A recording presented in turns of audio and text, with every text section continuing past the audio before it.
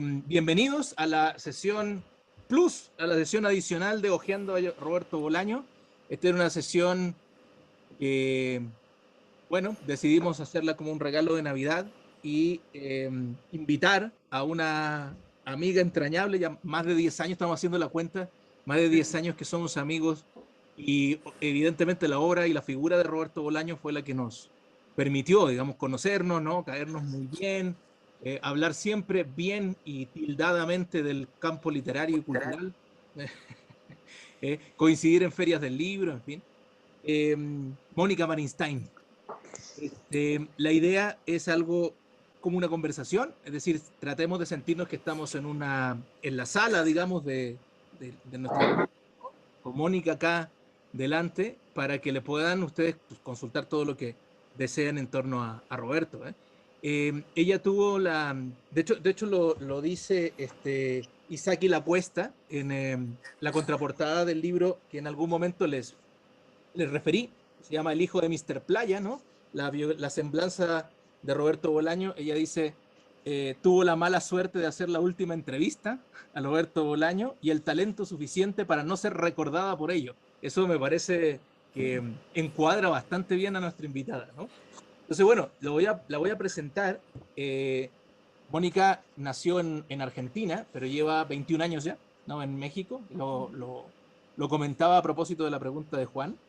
Y ella, yo creo que la definición que también da la Cuesta y que le he escuchado a ella también varias veces es si tuviera que definirse en una vocación, un oficio, sería la de periodista de verdad, ¿no? Aunque de todas maneras ella también es poeta, ¿no? Yo tengo este libro que se llama Antes, eh, del 2017. Ella es poeta, es narradora, es cronista, tallerista también, ¿no? Eh, a partir de este tapiz que se dispara en muchas direcciones, que se llama Maremoto Marinstain, que los insto, ¿no? De forma bastante entusiasta a revisarlo, van a ver la cantidad de registros, ¿no? Y de temas que le interesan, desde series de televisión hasta grupos de rock, hasta pues exposiciones, ¿no? Teatro y evidentemente literatura, ¿no? Eh, bueno, tengo entendido que cuando intenta contactar a Roberto Bolaño, ella era editora de la revista Playboy, acá en México, en la Ciudad de México. Ahorita nos platicas, si es que me equivoco, pero fue a través de Santiago Gamboa, me parece, estableciste ese contacto con Bolaño, que estaba en Blanes, y le propusiste una entrevista que fuera, digamos, lo menos densa, de hecho, lo más entre comillas, ¿no? Y en el buen sentido como frívola posible, ¿no? Y incluso con preguntas como, por ejemplo, si usted prefiere a Elvis o a los Beatles, ¿verdad? Este, él, digamos, se estableció un muy enriquecedor intercambio entre entrevistada y entrevistador. Eh, Entrevistadora, perdón. Bueno, tengo el texto en el que apareció junto con otras entrevistas magníficas que ha hecho Mónica, que se llama La última entrevista a Roberto Bolaño y otras charlas con grandes escritores. ¿Mm? Este es un fotograma del documental La Batalla Futura de Ricardo Hause, ¿no? Este stop motion que hicieron que me pareció formidable cuando lo estrenamos en la Universidad Autónoma de Puebla, ¿Mm? En el año 2010, que hicimos un congreso de Bolaño y ahí nos conocimos. Pero ha sido publicada anteriormente, bueno, primero en Playboy y después en otras compilaciones, ¿no? Pero aquí digamos que aparece el texto de la entrevista con una contextualización que me parece muy, muy adecuada, ¿no? Muy certera, ¿no? Para descubrir quién está contestando ahí, el gran personaje que está contestando ahí, ¿no? Este es del año 2010 y luego, como les decía, el año 2012, ella publica El hijo de Mr. Playa, que es un texto, un libro que tiene la virtud de eh, apresurar las entrevistas, apresurar los contactos con por ejemplo, con el padre de Bolaño, que estaba muy mayor ya, ¿no? Y que si es que no se hacían rápido esas entrevistas, bueno, no se iban a poder hacer nunca, ¿no? Entonces hay un trabajo periodístico, hay un trabajo reporteril, ¿no? Hay un trabajo de entrevista que es enorme, ¿no? Es un libro que a mí me sigue gustando mucho, digamos, el lugar de enunciación que tiene, que es un lugar ciertamente periférico, es decir, no está hablando desde el centro de ningún poder, por supuesto, ella está armando un perfil de Bolaño, como le parece a ella que tiene que ser, ¿no? No está ahí Herralde marcándole una línea, y menos los herederos, ¿no? Marcándole una línea, lo que siempre es saludable. Hablando de Bolaño, hablando de Borges, hablando de Calvino, no siempre es saludable que no estén encima los herederos, ¿no? Entonces, bueno, yo ya me callo porque he hablado demasiado en este taller, ¿no? Mi propia voz me marea a veces. Y, Moni, te doy la palabra con una pregunta que es muy sencilla para que te retrotraigas al año 2003, ¿no? Y es, ¿cuál fue tu primer contacto con Roberto? ¿Lo pudiste conocer en persona o fue un intercambio vía correo electrónico hasta que se concreta la entrevista? Bueno, lo que primero quería decir es que acaba de salir en chino, que aquí está ¡Ah! el libro. Así que bueno, vamos a ver cómo lo leen los chinos al hijo de Mr. Playa. Yo no era la editora de Playboy en ese momento, yo era la subeditora. Eh, y el que pidió la entrevista fue Roberto Bolaño, no fui yo. Yo no tenía intenciones de hacer una entrevista porque me parecía que no era para nada conocido en México. Entonces yo hacía las grandes entrevistas a gente muy famosa, muy conocida, y entonces bueno, pero mi editor, Manuel Martínez, era también muy fanático de Bolaño, y él me mandó a buscarlo, digamos, ¿no? Yo llamé a Santiago Gamboa en ese momento, que había venido incluso a una comida con Manuel en la que le contábamos que íbamos a hacer Playboy, y retrotraer esa Playboy a lo que era, digamos, una revista de grandes textos, digamos. Eh, y entonces Santiago Gamboa me dio el teléfono, yo lo llamé, me acuerdo de su voz, que era una voz atiplada, una voz casi infantil. Este, y me dijo, sí, yo soy Roberto Bolaño y no sé qué, ¿y para qué me pides un cuento si ustedes los de Playboy México jamás van a pagar porque siempre son así, nunca pagan, no sé qué, bueno. Y a partir de ahí empezamos a tener una gran relación este, por correo, digamos, ¿no? Y una relación un poco íntima en el sentido de que yo le contaba de que mi madre estaba enferma, de que me decía no fumes, no bebas, cuídate, mantente en Playboy, no busques otras cosas. Era como una especie de hermano mayor. Y un día él me dice, ¿por qué no me haces una de esas entrevistas frívolas que tú haces? Él calificó de frívola la entrevista. Y, y fue como un mantra, digamos, porque había tan buena relación entre él y yo, que yo le hice 100. Yo soy muy, yo no soy muy concentrada en mis cosas, ¿no? Yo hago las cosas rápido y que salgan como salgan, digamos, ¿no? Y en ese sentido fue así, le hice 100 preguntas y él contestó las 100 preguntas en 3 horas. Y la entrevista quedó ahí, digamos, ¿no? Y la entrevista, por otro lado, es ese síntoma de que uno cree que el tiempo va a ser eterno siempre, ¿no? Alguna vez publicaré la entrevista del Bolaño, digamos, ¿no? Y un día Manuel me pide la entrevista, me dice, mira, vamos a publicar una portada que vamos a vender mucho, ¿por qué no sacamos ahí la entrevista a Bolaño? Ah, bueno, le digo, te la paso. Y se la pasé.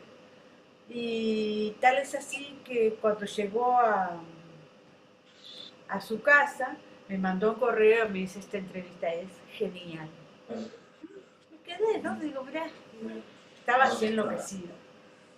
Y así fue que la publicamos. La publicamos en julio de 2003, cuando él murió. Que fue una cosa terrible. Cuando él muere, me llama Daniel Jiménez Cacho, que en ese tiempo éramos muy amigos, y me dice, acaba de morir. Yo estaba muy, muy sacada de onda. Me acuerdo que Daniel fue a Blanes para traerme un poco de arena, para traerme una postal que está aquí, para, para recordarlo un poco, ¿no? Yo de todas maneras no necesitaba la postal, digo, siempre lo recordaré. Y en ese sentido, así nació el libro, digamos, ¿no? Fue como un libro de decir, me hubiera gustado conocerlo, me hubiera gustado ser su amiga, me hubiera gustado saber más de las cosas que le pasaban, ¿no? Eh, yo siempre lo bromeaba y le decía, mira, lo vi a Camilo Sesto y tiene un hígado nuevo, y me decía, me muero si soy como Camilo Sesto. Dice, bueno, cuando me hagan el trasplante voy a tener que tomar 30 pastillas por día y no sé qué, me iba contando. Y tal es así que cuando entró al hospital, que lo llevó su novia, este, él no creía que no iba a salir, ¿no? Y lo que cuenta el médico es que un poco la mala suerte, no es que él no se cuidaba, pero también fumaba muchísimo y, y es una enfermedad del hígado genética, digamos, no fue ni por ninguna cosa que consumiera o que hiciera, digamos. Así que nada, a mí siempre me parece que Roberto Bolaño es una, no sé, como algo triste, ¿no? En su vida, ¿no? Más allá del gran talento que ha tenido y todo, pero no ha podido disfrutar el enorme éxito que ahora tiene. Me parece como además una persona absolutamente revolucionaria en lo que ha sido la literatura. Últimamente estamos viendo mucha literatura de chicas. Hoy la escuchaba Elvira Lindo, ¿no? Decir, bueno, ¿cuántos libros ya leeremos sobre la maternidad, ¿no? Esta cosa de que, bueno, se nos caen las tetas, eh, esa cosa fisiológica, ¿no? Esta cosa del aborto, ¿no? Eh, hay pocos libros interesantes, ¿no? Las mujeres están dispuestas a escuchar su voz y entonces hablan como esta cosa muy narcisística de todo lo que les pasa. Y yo estoy leyendo desde adentro el libro de Martin Amis que acaba de salir, digamos, ¿no? Y siempre pienso en esta cosa de la cancelación que hablan de los hombres heterosexuales, blancos y de mediana edad, pero la verdad que no estoy diciendo que las mujeres no escriban bien o que haya algún libro de mujer que no me interese, pero la verdad es que siempre termino el año leyendo a Jonathan Franzen o leyendo a Martin Amis o a alguno de esos autores que por lo menos a mí me gustan mucho, digamos, ¿no? Yo digo que ha sido revolucionario porque creo que es, como dice Jorge Volpi, el último latinoamericano, la última persona que pudo ver a Latinoamérica como un continente. Ahora los ensayistas están volviendo a ver a Latinoamérica como un gran continente, un continente siempre castigado. Yo creo que en ese sentido nos parecemos muchísimo a África, digamos, nunca damos un paso hacia adelante, digamos, ¿no? Los jóvenes ahora están empezando a votar a la derecha, a la ultraderecha, porque creen que eso es y que eso es beneficioso y los va a llevar a la horca finalmente, porque ya sabemos nosotros, digamos, ¿no? Entonces, en ese sentido, el continente otra vez en manos de los demócratas, de Joe Biden, de esta vigilancia extrema y tratando de llevar adelante nuestros gobiernos que son absolutamente atacados, sobre todo por el gran medio. Entonces, en ese sentido, Bolaño decía, yo no soy ni catalán, ni soy barcelonés, ni soy chileno, ni soy mexicano, yo soy latinoamericano, ¿no? Entonces, en ese sentido, siempre lo recuerdo como una persona que vio el continente como eso, como un continente. Por eso también me extraña mucho estas cosas tan narcisísticas de la literatura actual, digamos, ¿no? Esta cosa de que no podemos ver, no somos empáticos con el vecino, digamos, ¿no? Y está muy bien la literatura solitaria, a mí me gusta mucho, yo soy poeta, entonces me encanta esa sensibilidad, pero cuando todo es la sensibilidad de la persona, cansa y por otro lado no da ningún camino para avanzar, ¿no? Estamos siempre como estancados, siempre tratando de ver qué analgésico nos cura el dolor de cabeza, digamos, porque siempre estamos y jamás pensando en lo que le pasa al otro, y lo que le pasa al otro es muy grave. Acá mueren 11 mujeres por día, ¿no? Los migrantes es terrible. Mi hermana me contaba que los policías en España matan a migrantes todo el tiempo, los ahogan todo el tiempo. Claro, eso no se sabe, ¿no? Entonces, no sé, quiero pensar en Bolaño como esa persona que veía cierta utopía, digamos, ¿no? Todavía veía cierta utopía. Hay una, ya, y esta es mi última intervención y abrimos micrófonos. Hay una parte en la introducción del hijo de Mr. Playa que o sea, se coincide con lo que estás diciendo, ¿no? Que es eh, un sujeto que sabía que para ser escritor tenía que estar abierto a la experiencia y además con los oídos abiertos.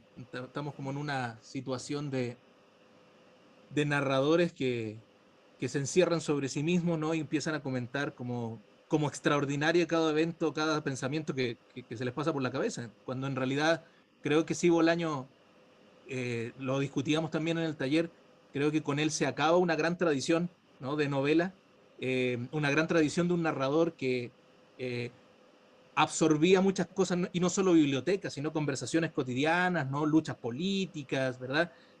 Causas, aunque fueran imposibles, pues las, eh, las seguía, a veces las conseguía, ¿no? Y se abre otra tradición, digamos, ¿no? Eh, y aquí lo que tú dices es, la gran tragedia de Bolaño no es que haya muerto, sino que haya amado tanto la vida. La gran tragedia de Bolaño es doble. Le tocó y nos toca a propios y extraños. En este mundo insoportable, a menudo diremos muchas veces, aquí debería estar Bolaño, pero no está, ¿no? Es una de las cosas que menciona. Y lo otro es el germen del trabajo, porque evidentemente la entrevista siempre lo he visto así, como que cristaliza una parte de la relación tuya, la hace pública, un poco, ¿no? Esa intimidad, esa Ujú. cercanía, ese afecto, ¿no? Que tenías por correos electrónicos personales, pues la haces visible, ¿no? En la entrevista. Y el otro punto es este, ¿no? El otro punto mucho mayor, evidentemente, de más envergadura. Y el germen del trabajo, dices que es conocer más a Bolaño a través de las personas que fueron importantes en su vida. Eh, eh, mi última pregunta es esa, la mía, ¿no? Ya te dirán los bolañistas otras cosas. Eh, ¿Cómo surge esto? Porque esto evidentemente requirió una planeación de ir a varios lugares, ¿no? A varios países, a contactar a la gente. Y bueno, y déjame decirte algo que te he venido diciendo desde todos los años de amistad. Es un libro extremadamente valiente también, porque sale el 2012, ahorita ya casi 10 años después, pues se ha diluido un poco, ¿no? Pero en ese momento estábamos asistiendo, tú desde el campo del periodismo cultural y yo desde el campo más de la universidad, a la canonización de un autor, ¿no? Es decir, a querer verlo como una suerte de sujeto que, no sé, pues, no rompía huevos para hacer tortillas, y era absolutamente lo contrario, ¿no? Y Sí, ahí creo sí, que hiciste un libro muy valiente también, ¿no? Y echándote mucha gente encima, ¿no? sí, y siempre me he tirado muchísima gente encima. Por otro lado, yo estoy siempre pensando en la última conferencia que dimos en León, que estaba Villoro y me parece que ahí no estuve muy valiente, digamos, ¿no? Porque si no hubiera estado Villoro hubiera dicho un montón de cosas que yo pensaba. Y esa presencia me cohibió muchísimo y y sigo pensando, digamos, cómo me cohibí, sigo estando muy obsesionada con eso. La canonización de Bolaño se dio precisamente a partir de muchísimos escritores que quisieron, precisamente porque se iba haciendo cada vez más famoso, se iban poniendo a su vera y poniendo a la vera de su viuda, ¿no? Carolina López, que yo no la conozco.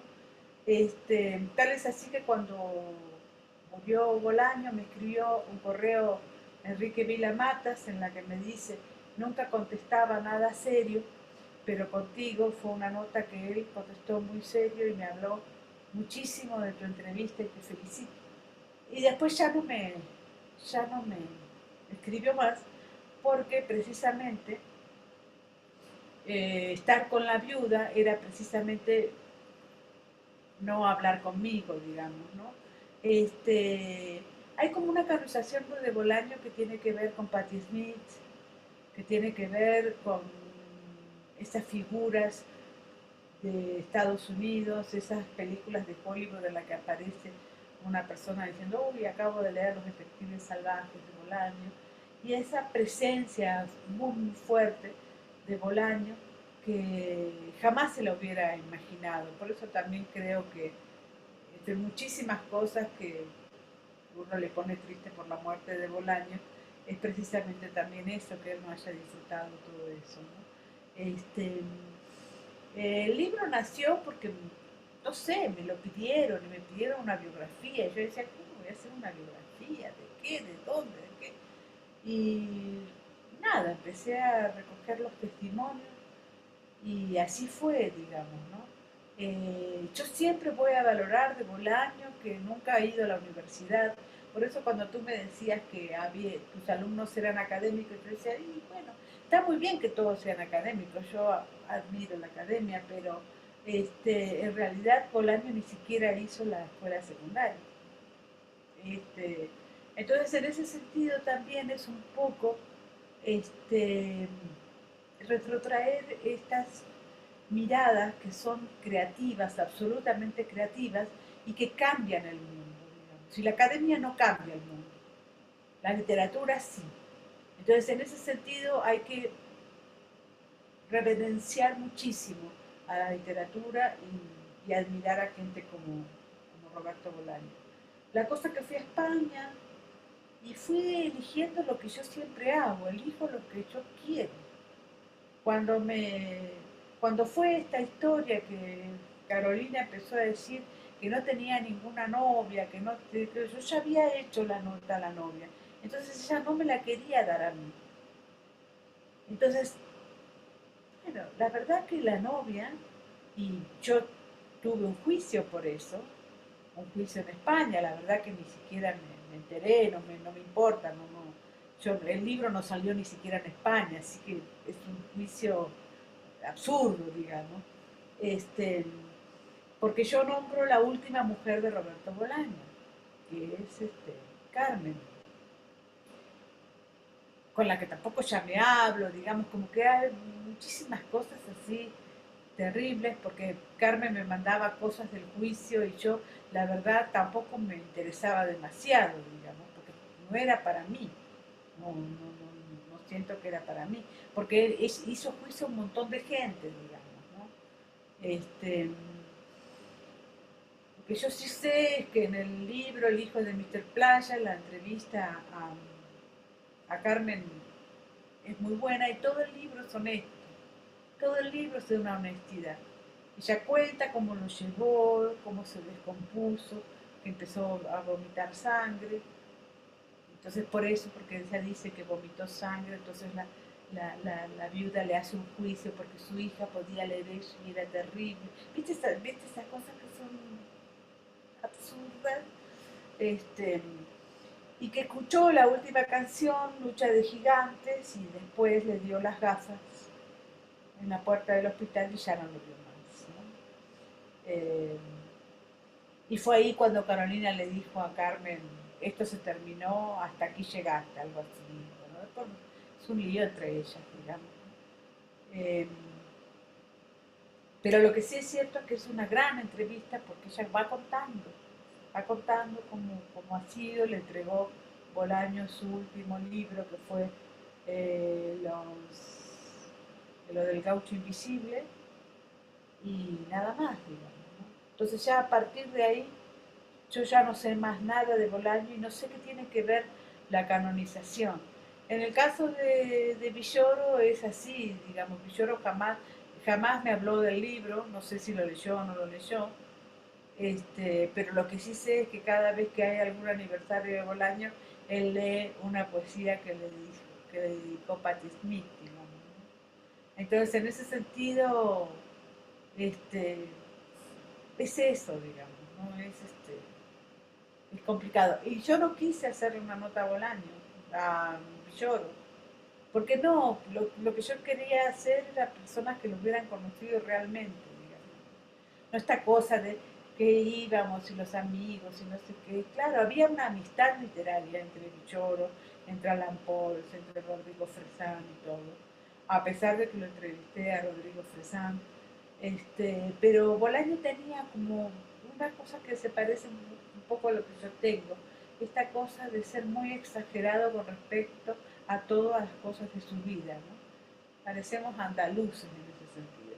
Es el mejor amigo de mi vida, he leído la mejor obra de no sé qué. Y hay una cosa que yo siempre digo, que como Bolaño no era académico, no hay que prestarle muchísima atención a los juicios que él hacía. No porque no lo haya leído, sino porque es un hombre muy apasionado, digamos, ¿no? Entonces, en ese sentido, claro que tenía idea de por qué llamaba barroco a Daniel Sada, digamos, pero Daniel Sada no estaba de acuerdo con el tema del barroco, digamos, ¿no? Y poder discutir con una persona que está muerta, por una cosa que dijo al pasar Bolaño con respecto a Sada, es como tonto, digamos, ¿no? Yo estoy haciendo un libro sobre Daniel Sada, y Daniel Sada dice, yo no hago barroco para nada, ¿no? Y empieza a contar cómo es su tema del lenguaje, que es un lenguaje muy estudiado y por el que creo que Daniel Sada va a ser el clásico de México. Si es que no se lo olvida, pero va a ser el clásico de México dentro de unos años, digamos, ¿no? Entonces, yo lo que pienso de mi libro es que es un libro honesto, digamos, ¿no? Es un libro hecho como se pudo dar y con una perspectiva que es absolutamente mía, digamos, con una perspectiva muy atacada por la gente que es amiga de él y que cree que es dueña de Bolaño. Una vez escuché y realmente me dolió muchísimo, escuché en la radio a Alberto Fuguet hablando de este libro. No solamente que habló del libro, sino que habló de mí. Habló de una manera absolutamente despreciable, que dice, no, dice, ella dirigía Playboy, pero no tenía la figura de las mujeres de Playboy, porque yo era gordita, entonces cómo voy a ser gordita si dirigía Playboy? Este, ella vino de Argentina cuando ya era grande, bueno, yo tenía 30 años, tampoco era tan grande, vino a buscarse la vida, no me vine a buscar la vida, no fue así decir, fue una cosa terrible, le escribí a él y le dije, eres absolutamente despreciable, porque yo te llamé cuando yo dirigía Playboy precisamente para que escribieras un cuento y así fue, y te pagué. Entonces, no, pero no, bueno, no sé qué excusa me dio y nada, y creo que es una persona absolutamente despreciable en el sentido de que hacen esas cosas criticando a mí porque soy mujer, digamos, a ciertas cosas que ven en mí porque soy mujer. Y ayer me acordaba muchísimo que Ofelia Fernández fue atacada por lo mismo, una diputada muy joven en Argentina, por un derechista y le dice gorda incogible, no sé qué. Y yo digo, claro, es eso. Las mujeres cuando salimos a desarrollar una teoría, a poner un proyecto, siempre vamos a ser atacadas por nuestras condiciones físicas, por nuestras condiciones este, que está sola, ni siquiera sabe, tenemos la misma edad con Fuguet, digamos, ¿no? Pero él a mí me llamaba vieja y a él pareciera ser como ese joven eterno de Chile, digamos, ¿no? Y así todas las veces. Entonces, en ese sentido, yo me quiero como olvidar un poco de Bolaño, no olvidarlo para mí, pero sí olvidarlo públicamente, digamos, ¿no? En ese sentido, digamos, eh, no hay ninguna obra literaria que se acerque a la biografía de Bolaño, nadie la ha hecho, nadie ha hecho. Este, y sin embargo, pareciera ser que esto, que es lo único que hay con respecto a su biografía, parece ser atacado todo el tiempo, digamos, ¿no? Y sin embargo, lo que sí es cierto es que cada vez que me quiero olvidar, aparece esto de China, ahora acaba de vender mi agente el audiolibro, entonces, bueno, pareciera ser que la obra quedará más allá de mí misma.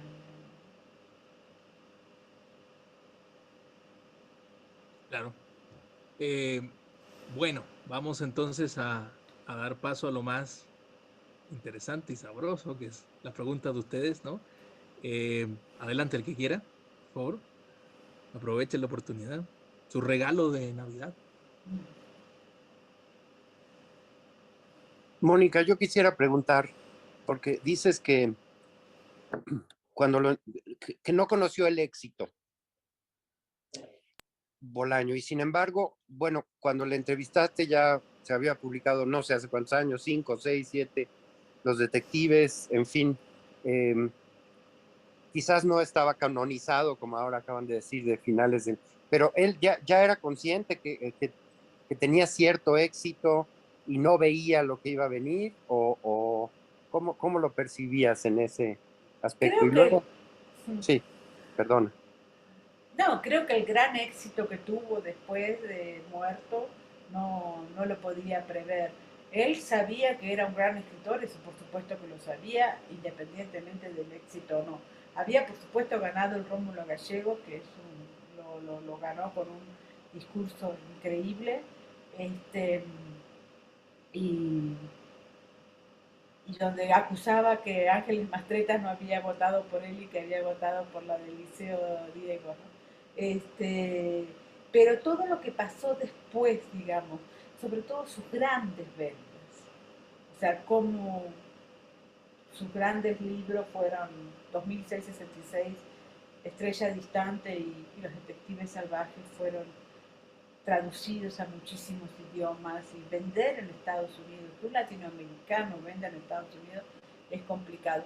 Hace poco estaba Junot Díaz como una persona, como cierto latinoamericano que vendía ahí, aunque ahora ha sido como cancelado por algunas cosas que tienen que ver con las mujeres y hace mucho que no se escucha de él, digamos, aunque ha ganado una beca bastante importante.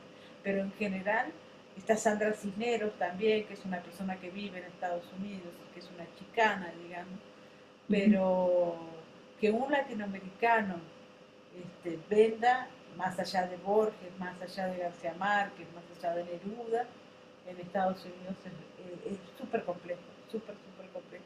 Tal es así que mi libro está, bueno, no sé dónde está por ahora, pero está traducido al inglés. Yo decía, bueno, está bien, lo van a traducir al inglés. Y sin embargo hay muchísimos mexicanos que uno los conoce, que son, por ejemplo, Villoro mismo, no está traducido al inglés. Es terrible eso, ¿no? Y es complicado pensarlo, digamos. ¿Qué otra cosa me querías preguntar? Yo ¿Hay quería alguna preguntar una. entrevista que hay de Bolaño? Te quería decir, ¿hay alguna entrevista de Bolaño, alguna incluso muy famosa, ¿no? Que le hicieron en televisión y, y donde se expresa ampliamente y se abre mucho y tal, pero a veces daría la impresión que no estaba como divertido, entretenido, en fin, cómo fue esa dinámica en la entrevista contigo? Al hacerla ligera, entre comillas, estaba Bueno, la eh, entrevista creo que fue dada por la relación que había entre nosotros a nivel de correo, digamos. Teníamos mucha confianza y eran muy sensibles a la hora de recibir un correo de cada uno. también es cierto que hay como ciertas leyendas, ¿no? Como realmente Bolaño apareció poco públicamente, ¿no? Entonces está el tema de eh, Lemebel, ¿no? Esta cosa del MBL. Bueno, la verdad que se encontraron solo una vez, no existía esa cosa tampoco de Bolaño de decir, bueno, soy fanático del MBL. Y a Bela Eltit, la verdad que me dolió muchísimo que bueno, no es que me dolió, pero no creo que ella sea merecedora del premio que acaba de ganar en la FIL, ni la medalla Carlos Fuentes, para nada. Y siempre recuerdo lo que decía Bolaño, yo no ganaré el Nobel, pero algunos de mi generación lo ganarán y por supuesto no se acordarán de mí y nunca dirán un agradecimiento a mí, ¿no? Entonces, en ese caso, yo creo que Diamela Alti cumple un poco eso, a pesar, y además, bueno, estuvo como enfrentada con Bolaño cuando Bolaño fue a Chile. Hay muchísimas cuestiones políticas que tienen que ver con Bolaño y Chile y que no se dicen, digamos, ¿no? Es decir, están los que sufrieron, los que se quedaron como Dianela Elti, como Raúl Zurita, y están los que se fueron, como Bolaño, que se fueron también buscando la supervivencia, digamos, ¿no? Es decir, y después está Bolaño hablando de lo que realmente pasa ahora, porque además era un gran previsor, de que es la gran derrota de la izquierda. Es decir, la izquierda ha sido derrotada. Y la izquierda cada vez que habla ahora pareciera que habla de otro tiempo, no habla de este tiempo. El tema es que nosotros vivimos en este tiempo y la izquierda no sabe cómo reaccionar. Entonces, en ese sentido, Bolaño tenía muchísima razón. Claro que por supuesto está, yo soy hija de la dictadura argentina, yo sé lo que ha sido la dictadura, yo sé todo lo que han sido las dictaduras en Latinoamérica, pero no podemos seguir hablando de eso. Sí, claro que tenemos que buscar justicia, claro que un montón de cosas, pero tenemos que realmente mirar para adelante y tratar de encontrar algo que nos obligue a no tener que vivir otra dictadura, digamos, y en realidad no lo encontramos, ¿no? En mi país, por ejemplo, está cada vez peor el tema de la dictadura, ¿no? Y en Chile ni hablar, ¿no? Katz, ¿cómo puede ser que aparezca? ¿No? Y en ese sentido, Chile siempre es como una cuestión, no sé, hay como una gran lucha contra la dictadura chilena, que yo la veo y he visto muchísimo en YouTube últimamente, un poco para reconciliarme con Chile, digamos, ¿no? Y me he reconciliado muchísimo con la gente, me he reconciliado con la MB, con un montón de gente, pero en realidad toda esta nueva literatura, esta nueva mirada de los escritores no dice nada de Chile, nada dice, ni siquiera de Amela Elton, digamos, ¿no? Es decir, son como figurones, me parece a mí, y que han dejado, entre otras cosas, que aparezca un tipo como Katz, ¿no? ¿Qué dice Lina Meruane? ¿Qué dice Diamela Elti? ¿Qué dice Alejandra Costamaña? ¿Qué dicen todos los grandes escritores ahora tan, tan adorados sobre esta relación de Chile que es terrible, digamos? Entonces, en ese sentido, me parece que lo de Bolaño, y sigue sin hablarse de Bolaño en ese sentido, es absolutamente político. Y eso lo hablamos la otra vez en León, ¿te acuerdas, Felipe? ¿No? Esta cosa de que todo es político y que tenemos que hablar de Bolaño desde el punto de vista político. Me parece como el último gran descubridor de un Latinoamérica como continente, digamos, ¿no? Como Colón, me parece, en ese sentido, alguien que ve a un continente unido, digamos, ¿no? Y es eso de lo que tenemos que hablar.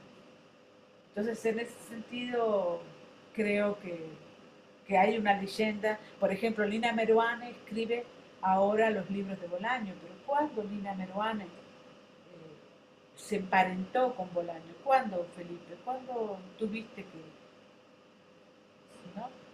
Le paga a Penguin, entonces le paga a Christopher Domínguez Michael, que era una persona que, bueno, escribe un prólogo en su edición que es terrible, ¿no? Que si todo eso es lo póstumo, todo eso es los grandes libros que aparecen en lo póstumo, son grandes libros, serán lo que serán, este, pero no tienen nada que ver con Bolaño, ¿no? Es como una leyenda de Bolaño, es como una figura de Bolaño que no tienen nada que ver con él. Entonces, en ese sentido, yo siempre defenderé la honestidad de Bolaño. No sé qué hubiera pasado. Bueno, por supuesto que él le hubiera encantado que Patti Smith le hiciera un poema, ¿no? Le cantara o viniera. Pero yo no sé si Patti Smith hubiera venido a su, a su vera si no se hubiera muerto. Apareció cuando le pusimos el nombre de la calle, en Blanes, y apareció ahí. Bueno, fue la gran. A mí igual Patti Smith no me gusta para nada, creo que es una gran simpatizante de muchísimos escritores y ante su vera, digamos, se ha constituido en una gran escritora, ¿no? A mí no me gusta, no siento que sea tan importante, pero, pero en general hay muchísimas cosas que están pasando y pasarán con Bolaño que en realidad no nos toca a nosotros definir ni explorar, ¿no?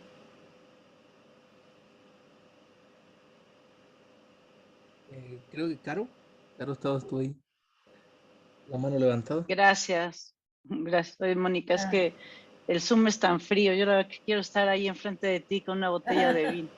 Y ahorita que estás diciendo, me acordé de una canción de Nacha Guevara, ¿no? Que tararea de los muertos son todos buenos tipos. Y bueno, tengo dos escritores latinoamericanos que sigo mucho y que me gusta estudiar. Uno es Cortázar y el otro es Bolaño. Pero es una pregunta, es más como un comentario. O sea, yo a Cortázar siempre lo he sentido entrañable y cercano, y lo veo en entrevistas, escucho cuando lee sus cuentos. O sea, tengo siguiéndolo ya muchos años. Bolaño me es antipático como persona. Tú lo conociste, Mónica. O sea, a mí Bolaño, yo lo veo en entrevistas y me cae mal. O sea, lo escucho y no, o sea, no lo siento como a Cortázar, que hasta lo quiero. O sea, lo quiero de amigo cercano. Bolaño no. Bolaño me parece pedante. Me parece que seguramente estabas en una reunión y todos eran unos idiotas, así fueran académicos o no, pero tú lo conociste. ¿Es así Bolaño? Claro, bueno, amo lo que leo y cuando lo estoy leyendo me apasiono y su alter ego, o sea, también quiero que sea mi amigo aunque me trate como una tarada, pero dime, Mónica, ¿era antipático?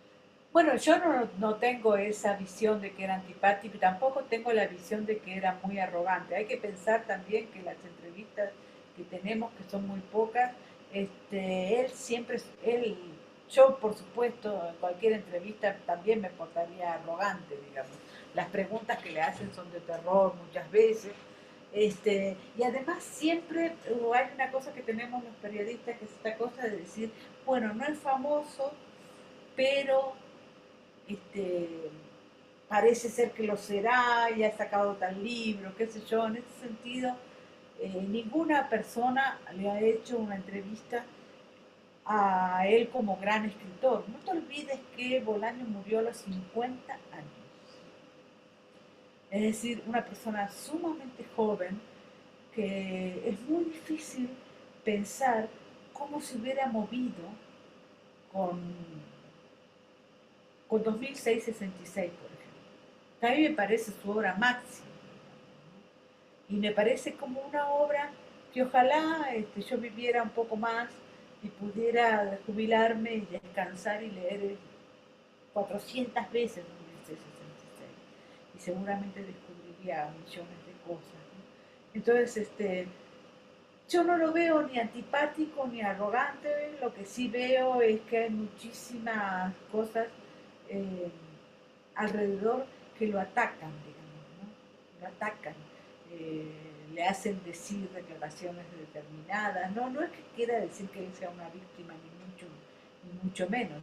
Una de las cosas que él, yo pienso además, no sé tampoco si tengo la verdad ni mucho menos, pero pienso que muchas de las cosas que él hizo con respecto a decir que Ignacio Echavarría era su mejor amigo, que Rodrigo Fresán era su mejor amigo, era un poco también para defenderse, digamos, ¿no? Yo no sé quién era amigo de Bolaño, yo creo que no tenía muchos amigos, digamos, ¿no? Lo que pasa es que a partir de él, muchísima gente dice, yo he sido amigo de Bolaño, no sé qué.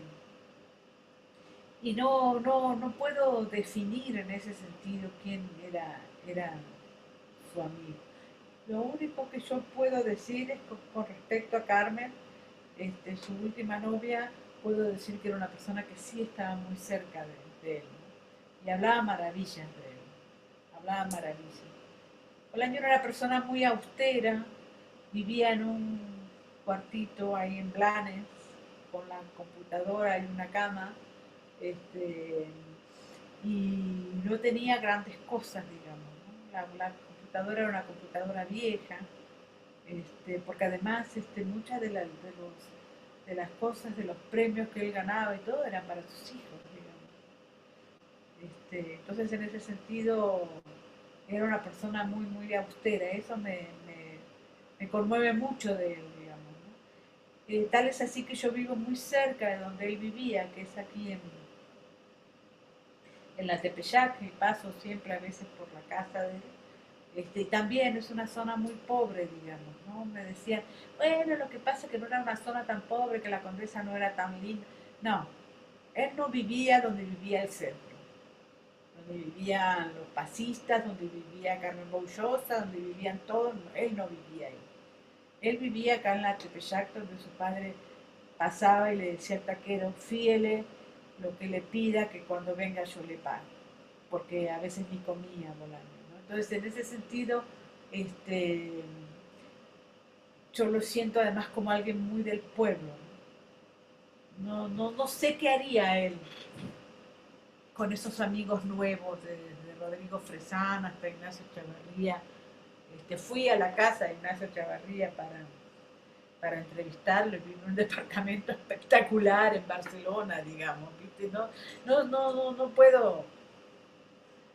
También hay como una cuestión de clase, digamos, ¿no? Entonces, y me parece que esa arrogancia que tú notas, me parece que son muy pocas entrevistas las que hay. Son 2 o 3, no hay muchas más. No hay muchas más. Y todo lo que teníamos para preguntarle y todo lo que teníamos para decirles, no lo pudimos decir, ¿no?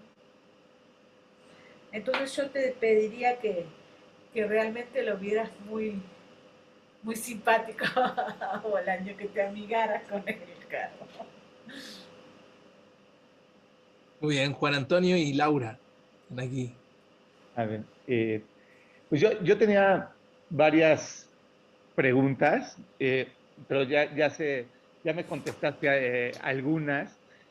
Como sabe el grupo, de las sesiones que hemos tenido, de las muchas lecturas que se le pueden dar a las obras de Bolaño, y que lo comentaba bien, lo describió muy bien Philippe la sesión anterior, pues yo siempre, cada quien busca encuentra lo que busca, ¿no? Y yo normalmente le he encontrado la parte política y la parte, digamos, no soy un esteta o un especialista literario, sino le he buscado la parte más política, y la semana pasada hablábamos de la obsesión que tenía, por ejemplo, con el Opus Dei, que es una cosa que hemos platicado mucho en la sesión anterior y que a mí me ha interesado mucho. Entonces, oyéndote, pues me siento bien en el sentido que entiendo que era un hombre muy comprometido con sus ideas políticas y muy, digamos, no es de esos escritores que no querían hablar sobre esos temas, ¿no? En eso se parecía mucho también se parece a Cortázar, ¿no? Él claramente expresa sus ideas y las cuales particularmente comparto, pero digamos, es echado para adelante con eso. Y la pregunta que te quería hacer era, eran dos. Visto que lo que ya has dicho de que si era muy político, etcétera, también en la obra de lo que yo leo de él es que era muy, en ese sentido, muy, digamos, muy comprometido, vamos a decir, pero al mismo tiempo no era un hombre dogmático, ¿no? O sea, de hecho, muchas cuestiones de la izquierda las criticaba y hacía hasta burla de algunas cosas de la propia izquierda que veía mal, etcétera. O sea, no era un hombre, si lo sentías como un hombre muy dogmático o en ese sentido era alguien que aún teniendo esa filiación política era crítico de esas cosas. Esa es la primera. Y la segunda pregunta que te quería hacer era y un poco en relación, por ejemplo, con lo de Christopher Domínguez, eh, which is not my cup of tea, as you can imagine. Eh, lo que quería decir de Christopher Domínguez es, si crees que ahora la crítica, por ejemplo, en México, Christopher Domínguez, cualquier individuo que no sea un neoliberal a ultranza y un libre mercadista en el mundo es el mejor amigo de Stalin, ¿no? Y yo he leído sus críticas y son totalmente politizadas, ¿no? Pero es así, dogmáticas, ¿no?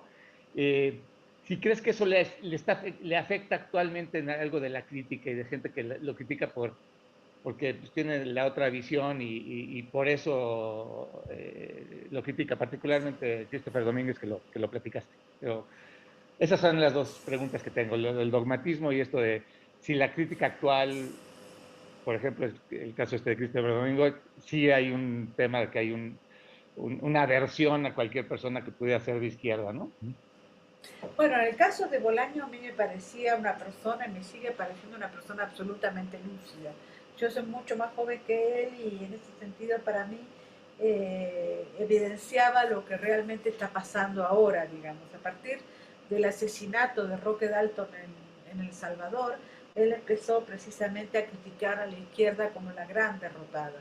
Y creo que fue eso además lo que lo enfrentó con Diamela Eltis, con Raúl Zurita. Raúl Zurita escribe cosas horribles de Bolaño todo el tiempo. Este, eh, porque bueno, parece ser que yo adoro a Raúl Zurita, a mí me encanta todo lo que escribe, a pesar de que a ti no te gusta tanto, Felipe, pero a mí me gusta casi todo lo que escribe. Pero esta cosa de su Parkinson por la tortura y tal así lo pone como una especie de víctima de la dictadura cuando en realidad todos los chilenos fueron víctimas de la dictadura. No quiero, por supuesto, subestimar lo que le pasa a él, pero me parece que casi todos fueron víctimas de la dictadura, porque una de las cosas que además uno no dice de la dictadura y que es absolutamente cierta, es que todos los pobladores estuvieron absolutamente pobres sin tener para comer, digamos, cuando Bolaño se va de Chile, cuando se van sus padres y todo, se van precisamente para buscar una supervivencia. No tenían nada que hacer en un país tan neoliberal. Con respecto al neoliberalismo, me parece que todo Bolaño póstumo es una muestra de neoliberalismo. Lo conduce el Chacal, que no me acuerdo ahora cómo se llama, y todos estos libros póstumos, El pasar de Anagrama a Penguin. Yo no tengo aquí ningún libro de Penguin, yo tengo todos los de Anagrama en ese sentido. Andrew White, el Chacal, me, me resulta como una especie pequeña de rebeldía, digamos, ¿no? Yo he leído algunas cosas de lo póstumo y bueno, claro, tiene ese sabor de Bolaño, pero de ninguna manera fueron autorizadas por él para publicarlo, digamos, ¿no? Y en el caso de Christopher Domínguez, a mí me resulta una persona profundamente antipática y seguramente yo le debo resultar a él una persona profundamente antipática, y no tenemos absolutamente nada que hablar. Lo que sí es cierto es que durante muchísimos años tú le preguntabas a Christopher Domínguez Manque quién era Bolaño y te decía que no lo conocía. Y entonces ahora va a ser un prólogo de él que es de terror, pero es un poco el neoliberalismo puesto a los pies de una figura muerta, digamos, ¿no? Entonces, en ese sentido, no es solo la canonización de Bolaño, sino además su pase a ser una persona crítica de la izquierda a ser un neoliberal, digamos, ¿no? Y yo por eso siempre digo que Carolina López puede haber sido una señora maravillosa, y de hecho le dio 2 hijos maravillosos, pero el tema de la literatura no entiende absolutamente nada, y mucho menos el tema de la política, digamos, ¿no? Entonces, no es solo el tema del dinero lo que ella está viendo, sino que además es como Borges, ¿no? Es como María Kodama, ¿no? Es decir, lo que yo quiero que sea Borges, ¿no? Lo que yo quiero que sea Bolaño. Entonces, en ese sentido, a mí no me interesa mucho, digamos, ¿no? Y yo no soy una experta en Bolaño, digamos, ¿no? Yo viví esa amistad y hice ese libro y ya está, digamos, ¿no? Sigo haciendo mis otras cosas, digamos, ¿no? Y mis libros, con respecto a Bolaño, los libros que tengo de él van a estar ahí, digamos, y van a ser leídos. Yo leo mucho El Gaucho Insufrible, el cuento, porque hay muchísimas cosas que Bolaño hace con respecto a determinados países y ese cuento es Argentina, digamos, ¿no? Un cuento que parece ser escrito por un argentino. Y otra de las cosas que yo siempre voy a alabar de Bolaño es que no, no pasó por el boom, criticó al mundo. Porque esa es otra de las cosas, que la izquierda alabó el boom,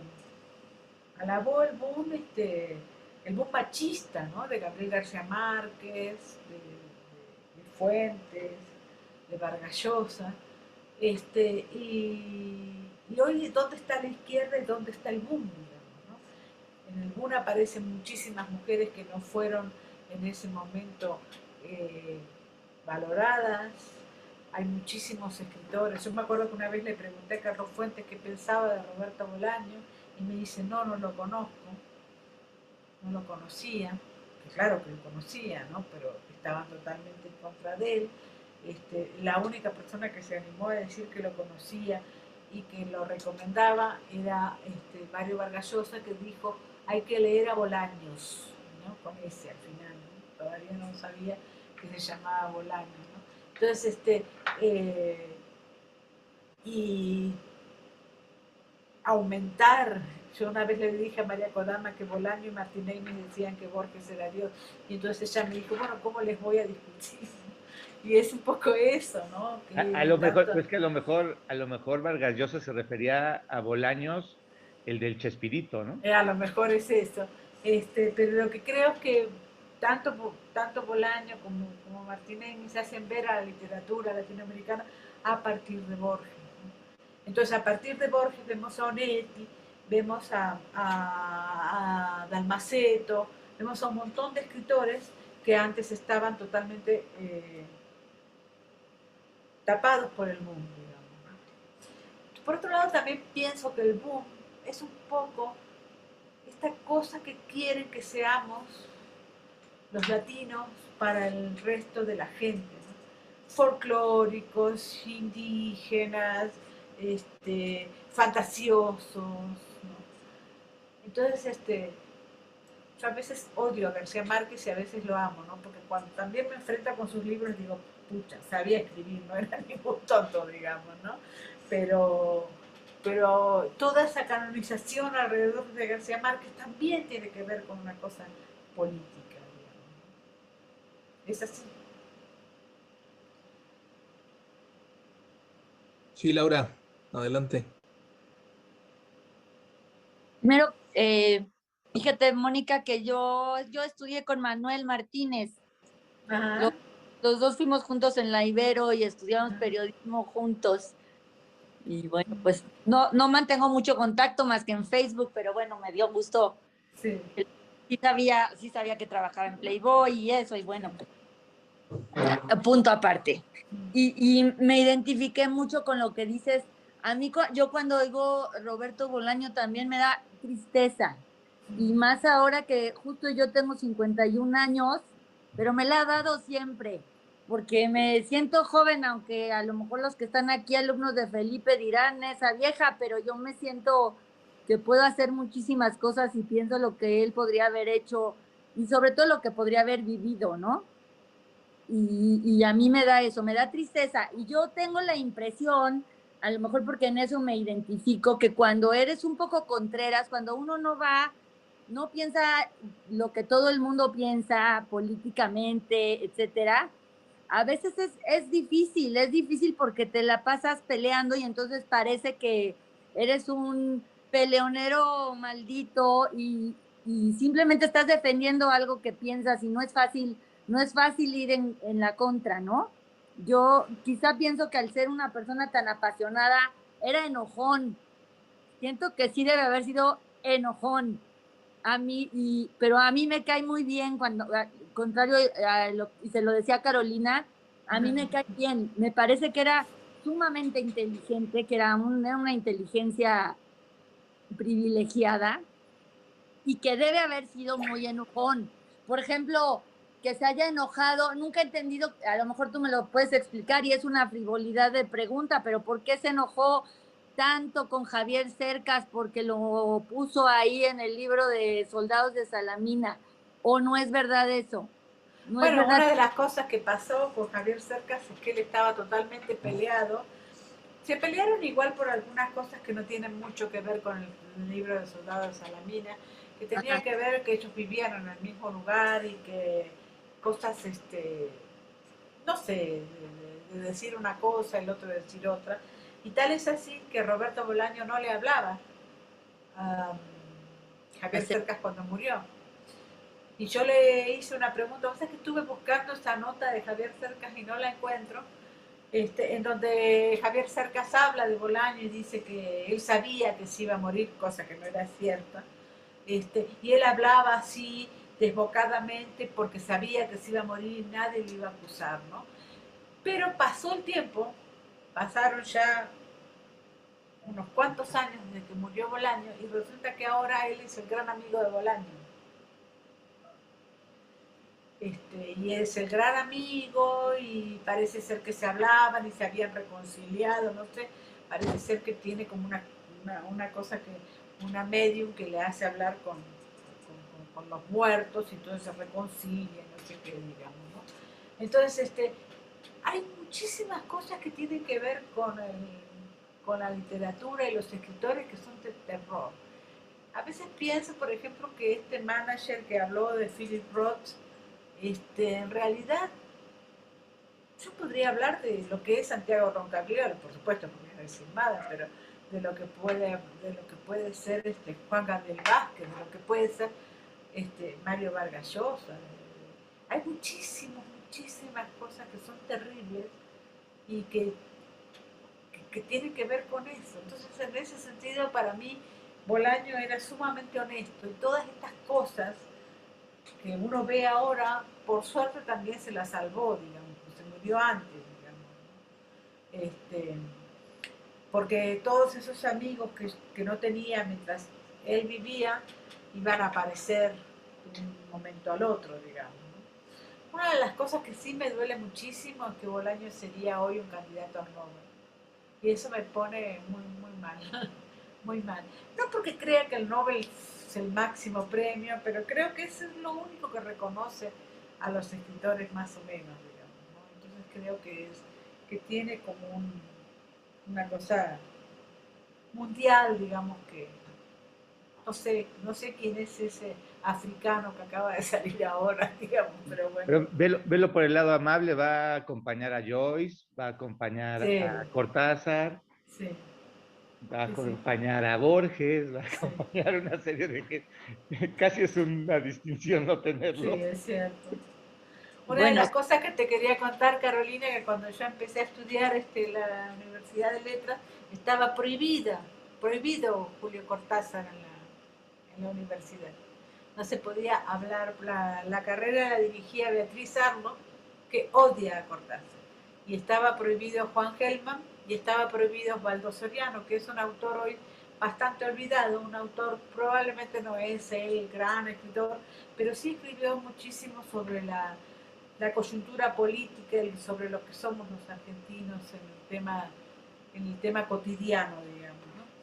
Y tal es así que cuando él va con el gobierno de Alfonsín, llega a Argentina, toda la gente le daba rosas, ¿no? Y me acuerdo haberlo visto así en un bar con las rosas, pero lo que es cierto que no fue para nada atendido como el gran prestigioso autor que era, digamos, ¿no? La verdad que fue triste, triste.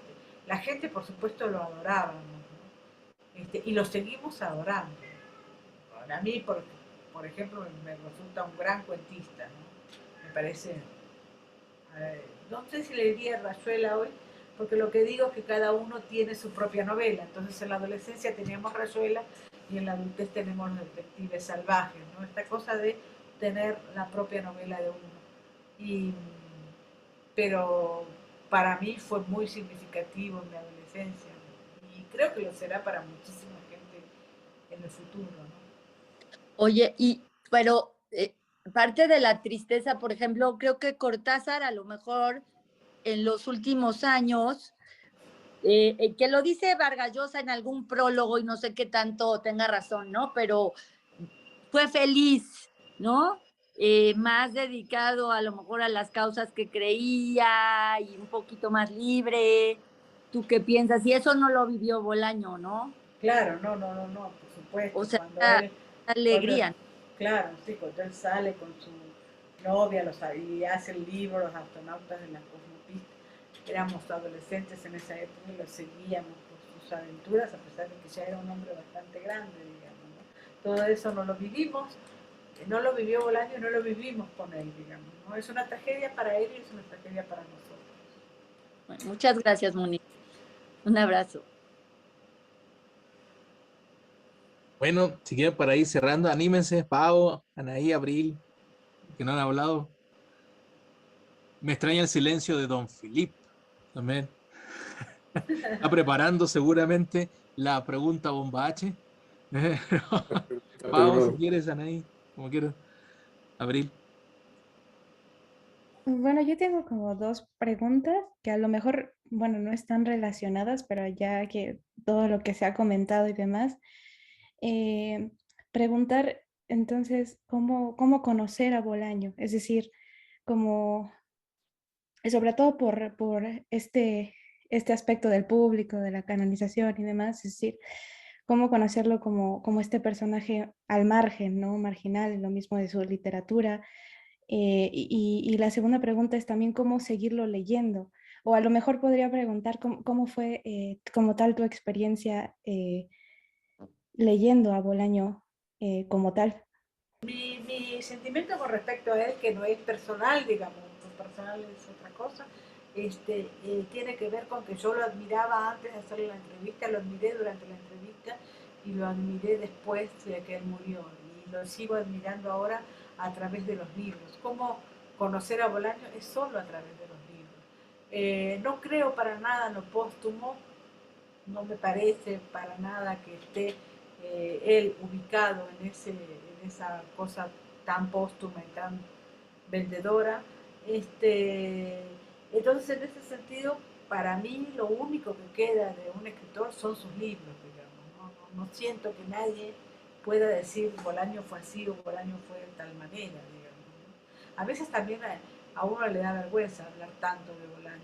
Diría, bueno, menos mal que no existe el más allá, porque si él estuviera escuchando, ay, sería terrible, ¿no? Estar hablando de alguien sin ningún permiso, digamos, finalmente, ¿no? Porque uno da la impresión de uno, pero qué sé yo, ¿viste?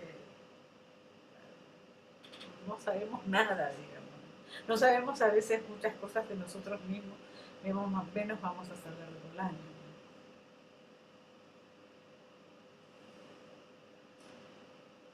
Bueno, yo me tengo que ir, Felipe. Si hay alguna otra pregunta, y si no, me iré. Ya, la última, ¿quién se la avienta? bueno, si nadie levanta la mano, la levanto yo.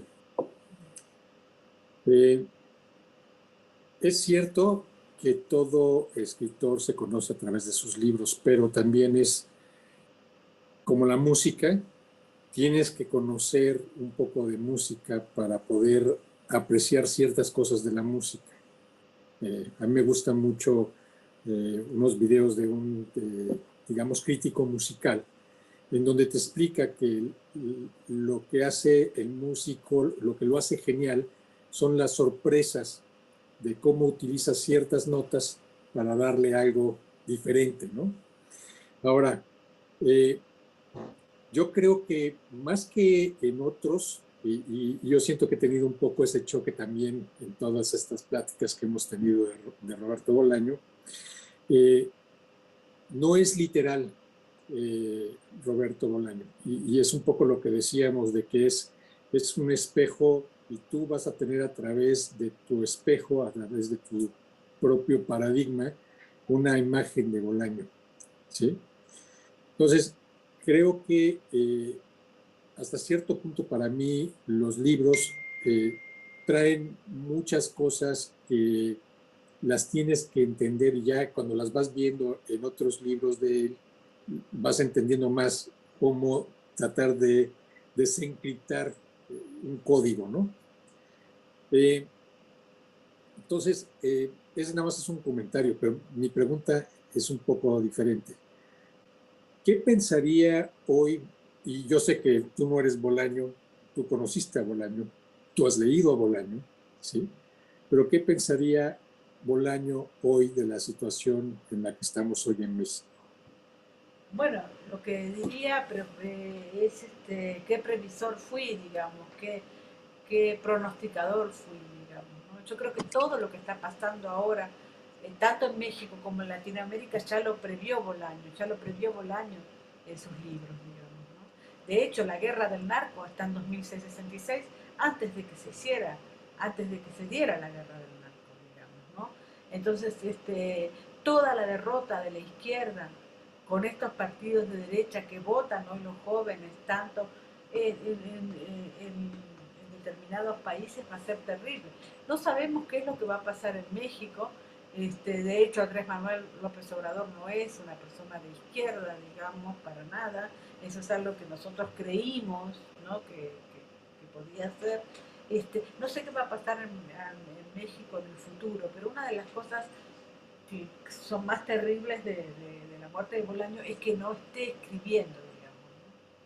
Porque muchos incluso de sus ensayos, digamos, cosas que no llegó a escribir, podrían darnos un poco de luz. Y otra de las cosas que también pienso es que Bolaño podría haber unido a las escritoras y a los escritores latinoamericanos en ese sentido, digamos. Que también en ese sentido estamos todos perdidos, ¿no? Y volvemos siempre a leer a los mismos. Yo digo, termino el año leyendo a Jonathan Franzen y a Martin Amis, es lo mismo de hace 25 años, digamos, ¿no? Claro que en el medio he leído un montón de cosas, pero lo que digo es que no hay en ese sentido una voz que sea latinoamericana, que sea continental, que sea precisa con respecto a lo que está pasando. Todo es narcisismo. Y ojo, dije narcisismo con respecto a las mujeres, pero hay muchísimo narcisismo con respecto a los hombres también. No sé, digo esto y a mí me encantó Yoga de Emmanuel Carrère también. ¿No? En ese aspecto no sé qué es lo que voy a decir con respecto a Carrère, pero lo que creo es que nos falta Bolaño, nos falta muchísimo, nos falta una figura como él. Díganme una figura que esté ahora en Latinoamérica y que esté brillando con respecto a Latinoamérica. No lo sé. O puede ser una mujer también, ¿no? Pero no. Tampoco creo que haya muchas. Bueno, Mónica, ya no queremos abusar más de tu Sí, gentileza. estoy cansadísima. Mañana me tengo que levantar para hacer 3 horas de curso.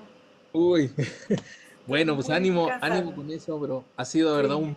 un regalo, ¿no? Un privilegio que hayas podido darte el tiempo acá en Notas al Margen bueno, quedas invitadísima para en otra ocasión, esta es tu casa. Muchísimas gracias a todos, Un un gusto abrazo. haberlos conocido. Un abrazo enorme.